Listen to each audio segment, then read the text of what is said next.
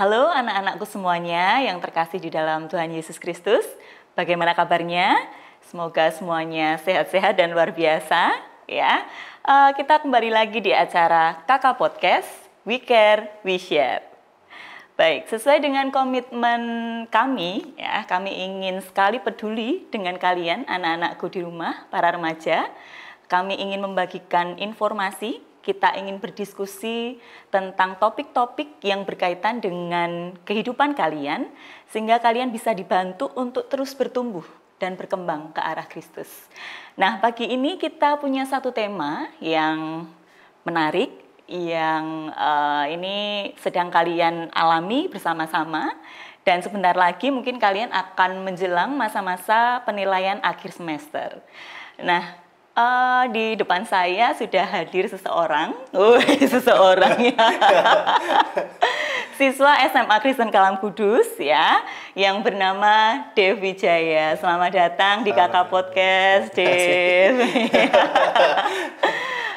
Dev ini adalah muridnya Bu Indri 2 tahun lalu ya, Dev ya, betul ya.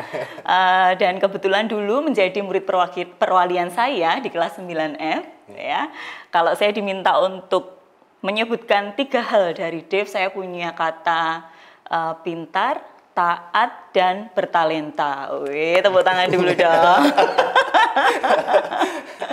Karena saya menjadi wali kelasnya Dev, jadi saya cukup mengenal baik Dev, jadi saya punya 3 kata itu. Nah, setelah ini saya minta Dev menjabarkan 3 kata itu. Mengapa saya punya kata itu? Supaya adik-adikmu di rumah, wah bener nih Dev, kenapa kok pintar, taat, dan bertalenta itu bagaimana sih gitu ya? Bisa aja. Oke, Dev boleh memperkenalkan diri lebih lanjut selain 3 kata yang sudah saya sampaikan tadi? Ya, mungkin saya bisa mengenalkan, saya Dev Wijaya, saya termasuk alumni SMP Kristen Kalam Kudus. Dan ya selama 3 tahun di SMP ya juga saya merasakan banyak pengalaman, baik sama Bu Indri dan juga sama guru-guru yang lain juga. Dan berprestasi ya, Dev ya. Iya loh, dia tuh rajin belajar banget kalau di kelas. Kemudian saya bilang bertalenta karena memang selain Dev ini secara kognitif pinter banget, ternyata juga pinter main piano, kemudian gitar juga gitu ya Dev ya. Oke. Nah, selain itu ada satu talenta lagi yang jarang dimiliki oleh teman-teman seusia Dev gitu ya. Dia baru tertarik banget magic. Kok bisa belajar magic gimana itu Dev? Ya, sebenarnya dari rasa penasaran sih. Oh, jadi penasaran ya. Di YouTube itu kok ada magician yang bisa perform, kok bagus banget gitu. Ya. Nanti bagi adik-adik yang juga tertarik dengan hal itu bisa belajar langsung, tanya langsung sama kakak Dev ya. Oke, kita kembali ke topik ya supaya tidak melenceng. Baik, topik kita kali ini adalah strategi belajar di masa pandemi, gitu ya. PJJ, ini yang banyak dikeluhkan anak-anak, gitu ya, seusia SMP, SMA, tidak hanya murid bahkan, yang mengeluh juga para guru, gitu ya. Nah, Dev, menurutmu bagaimana sih menjadi siswa yang berprestasi di masa pandemi ini? Ya, untuk menjadi siswa berprestasi memang kalau secara umum memang orang memandang siswa yang berprestasi itu seperti punya pencapaian yang bagus di secara akademik maupun non-akademik ya. Oke. Tapi kalau saya boleh tambahkan, siswa yang berprestasi itu juga dia mencerminkan sikap dan karakter positif baik di sekolah maupun di luar sekolah. Garis bawahi. Jadi tidak hanya nilai secara akademis, tetapi juga apa Dev tadi? Karakter yang baik. Wih, benar sekali. Karena memang di pembelajaran jarak jauh ini banyak sekali godaan. Aduh, bisa buka-buka internet dikit lah, atau tanya-tanya lah, atau buka buku lah gitu ya. Tapi ternyata, berprestasi itu tidak hanya nilai ya, tetapi juga karakter yang harus kita perjuangkan setiap harinya. Tanggung jawabnya sebenarnya lebih ke diri sendiri ya, karena memang guru tidak bisa menemani langsung bisa siswa-siswi mantau. di rumahnya masing-masing. Oke. Nah, kemudian Dev, tantangan apa saja sih yang muncul ketika kamu belajar di masa pandemi ini? Ya, kalau saya sendiri sih untuk tantangannya sih perubahan kebiasaan tentunya ya. Betul Dari sekali. awalnya kan pembelajaran offline kita bisa interaksi langsung dengan guru, bisa bertanya banyak hal. Kalau sekarang kan waktu jam pelajaran dibatasi. Iya, Kalau mau betul. tanya pun ya kok rasanya mepet sekali Oke. waktunya gitu. Oke, karena perubahan kebiasaan kita kalian dituntut untuk ya seharusnya mau lebih aktif gitu ya, Iya. proaktif untuk menggali informasi lebih banyak. Karena kalau berdiam diri saja menunggu guru yang menjelaskan kayaknya kurang gitu ya. Iya, kurang. Oke, selain itu, selain perubahan kebiasaan, tantangannya kalau apa lagi? perubahan kebiasaan yang lainnya itu kalau saya boleh buat singkatan itu JKL. Waduh, apa itu? Jaringan, Jaringan, kuota, kuota, listrik.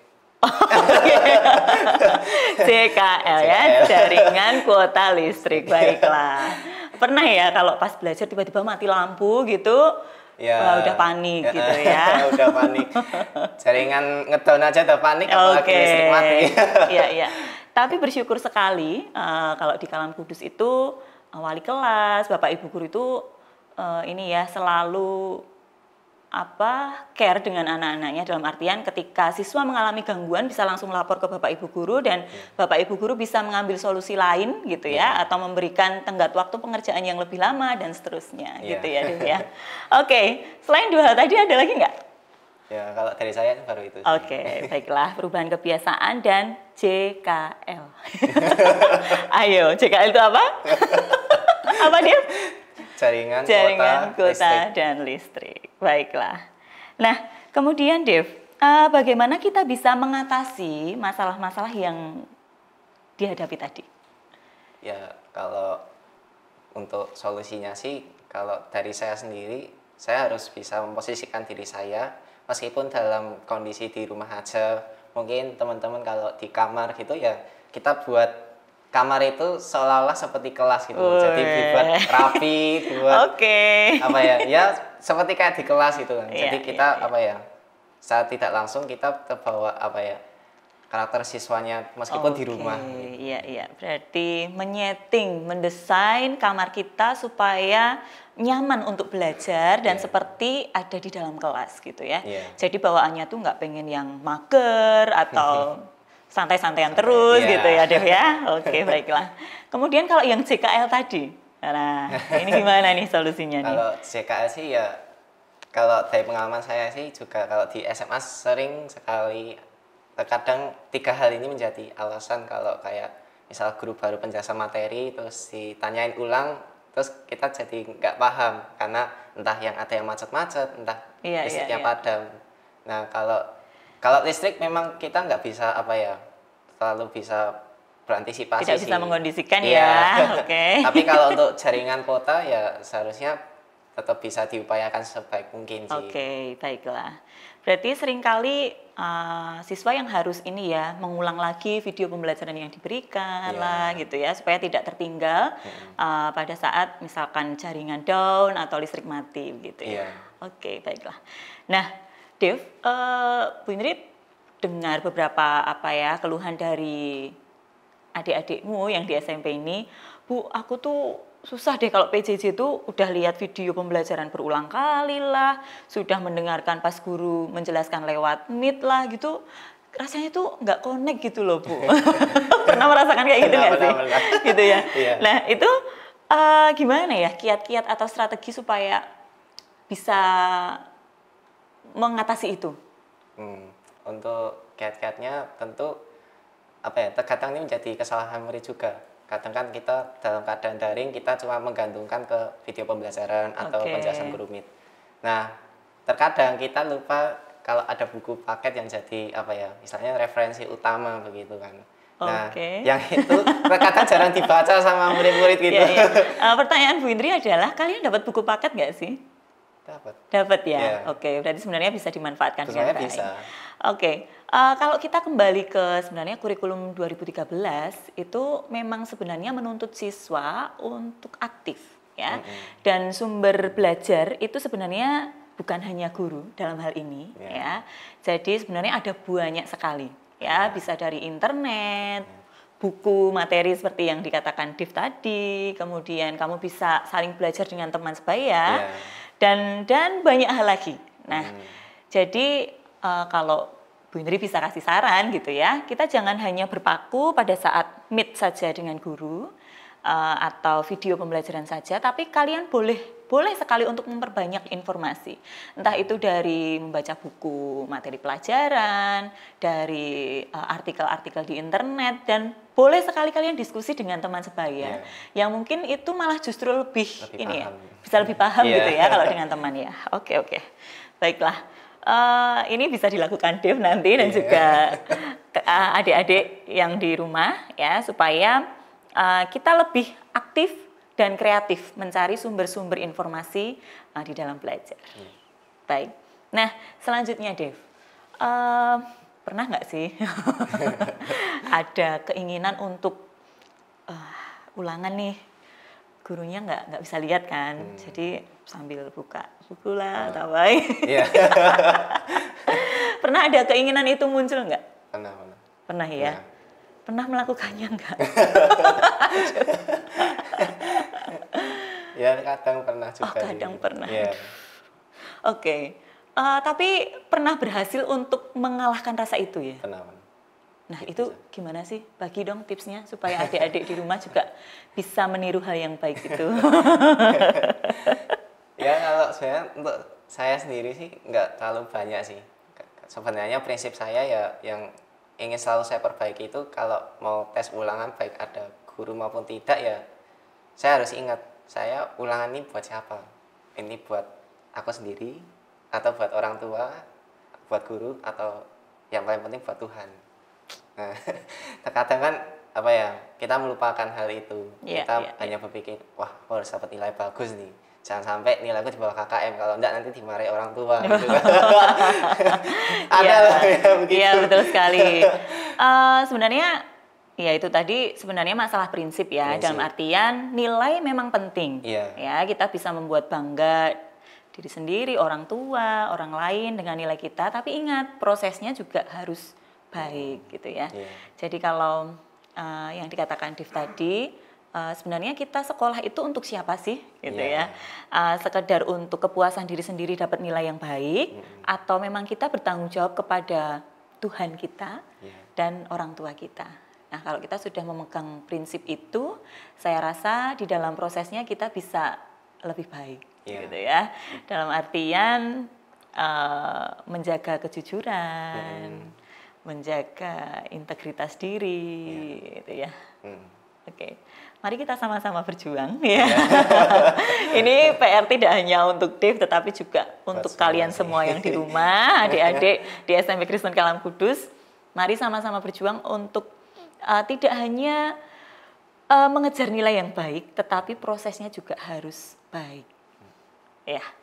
Nah, Dev, ketika kamu berhasil mengalahkan rasa ingin mencontek atau menghalalkan hal-hal yang kurang baik itu, tentu ada sesuatu pengingat dari hatimu gitu ya. Tentu saja firman Tuhan. Nah, adakah satu ayat yang benar-benar itu menjadi prinsip hidupmu sehingga ketika peluang itu muncul ya, rasa-rasa ingin mencontek atau apa itu muncul, langsung kayak ada pagernya gitu. Jangan. Ada nggak sih, Dev?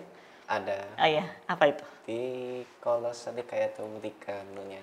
Apapun yang kamu buat dengan segenap hatimu seperti untuk Tuhan, bukan untuk manusia. Iya. Jadi mau kita tugas, ulangan dan sebagainya, kita lakukan semua itu seperti kita melakukan melakukan hal untuk Tuhan, bukan untuk mencari pujian dari manusia. Wah dapat nilai bagus tapi caranya nggak jujur ya, bagi Tuhan ya itu nggak benar gitu. Iya. Baiklah. Saya tuh seneng loh, coba kalau semuanya murid-murid Kalam Kudus memegang prinsip ini, waduh ya ampun seneng sekali gitu ya. Tapi saya masih sangat berharap dan optimis ketika adik-adikmu melihat siaran ini, mereka juga kemudian menghidupi prinsip ini bersama-sama. Ya. Amin ya, Dev ya. Amin. Oke. Nah, ini yang terakhir dari saya, Dev. Kamu punya pesan-pesan untuk adik-adikmu di rumah supaya bisa berproses di dalam pembelajaran jarak jauh ini, yang tidak hanya mementingkan nilai, tetapi juga tadi memegang prinsip yang seharusnya memang kita hidupi setiap harinya. Boleh disampaikan? Ya, mungkin untuk adik-adik SMP semua, ya pesan dari Koko ya cuma Koko.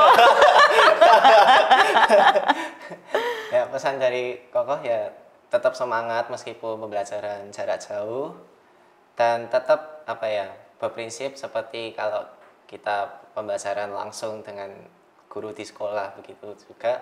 Dan terkadang kita harus bisa mengambil hikmahnya. Terkadang mungkin kita dapat nilai jelek, tapi kita sudah berusaha semaksimal. Itu Tuhan lebih menerima hal itu daripada kita dapat nilai bagus, tapi caranya tidak jujur. Nah ya, jadi yang terpenting ya kita bersama-sama sih berproses juga. Karena kan dalam pembelajaran jarak jauh ini ya lebih dituntut kejujuran dan juga tanggung jawab tentunya. Ya mungkin pesan dari Kokoh begitu. Oke, ya ingat pesan Kokoh ya, Adik-adik. Baik, ini benar-benar yang terakhir. Fitri minta Dev mengulangi ayat yang tadi menjadi pegangan hidupnya Dev supaya ini benar-benar merema bagi adik-adik yang di rumah. Oke. Kolose 3 ayat 23. Apapun yang kamu perbuatlah dengan segenap hatimu seperti untuk Tuhan dan bukan untuk manusia. Baik. Catat baik-baik ya anak-anakku di rumah. Sekian tadi perbincangan Bu Indri dengan Kokoh Dev ya. Semoga kalian bisa mengambil hal-hal positif ya, prinsip yang dimiliki oleh Dev, kemudian hal-hal baik yang bisa kalian ambil seperti tidak hanya mementingkan nilai tetapi juga prosesnya, kemudian tidak hanya mengejar akademis tetapi juga karakter yang baik, itu bisa menjadi pegangan hidup kalian. Baik, anak-anak, demikian Kakak Podcast seri ini. Sampai jumpa di seri yang lain. Tuhan Yesus memberkati. Bye.